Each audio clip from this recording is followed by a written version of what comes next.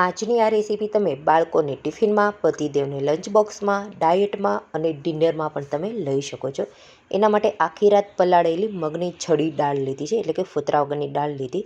જો તમારી પાસે ટાઈમ ના હોય તો 2 થી 3 કલાક માટે પણ તમે એને પલાળી શકો છો. પલાળેલી દાળને એક વખત એક્સ્ટ્રા પાણીથી વોશ કરી લેવાની, એટલે એની સ્મેલ નહીં આવે.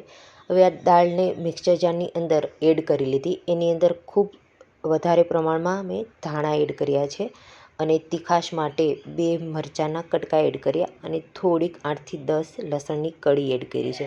હવે આ બધું પહેલાં પાણી વગર આપણે મિક્સ કરી લઈશું. આ રીતનું મિક્સ થઈ જાય પછી થોડુંક પાણી એડ કરવાનું અને ફરી વખત મિક્સ કરવાનું છે. જો આ રીતનું બેટર હોવું જોઈએ, બહુ પતલુંય નહીં અને બહુ જાડુંય નહીં. આ રીતનું આપણું બેટર તૈયાર થઈ જશે. હવે આવી રીતે બધી દાળને મેં પીસી લીધી છે. હવે મેં આને 10 મિનિટ માટે રેસ્ટ કરવા મૂકી દીધો. જો ટાઈમ ના હોય તો રેસ્ટ આપવાની જરૂર નથી. હવે એની અંદર ટેસ્ટ પ્રમાણે નમક એડ કર્યું અને ચપટી ખાવાનો સોડા એડ કર્યો છે. સોડાને એક્ટિવેટ કરવા માટે લીંબુનો યુઝ કર્યો છે. હવે આ બધું સરસ રીતે મિક્સ કરી દેવાનું છે.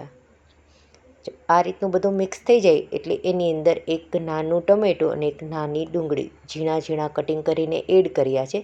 જો તમારે આ બંને ના નાખવું હોય તો ચાલે, એકદમ પ્લેન પણ તમે બનાવી શકો છો. હવે એક લોયાની અંદર તેલ નાખ્યું છે. એની અંદર ચપટી હિંગ, રાઈ, જીરું, મીઠો લીમડો, સફેદ તલ એડ કરી આ બેટરને મેં એડ કરી દીધું અને એને ઢાંકીને રહેવા દીધું. થોડુંક ડ્રાય થાય એટલે ફરી વખત એને પલટાવી લીધું છે. એટલે બંને બાજુ ક્રિસ્પી થાય ને ત્યાં સુધી આપણે આ બેટરને શેકી લેવાનું છે. જો આ રીતનું આપણું હાંડવા ટાઈપનું તૈયાર થશે. મગની છડી દાળનો હાંડવો પણ તમે કહી શકો છો.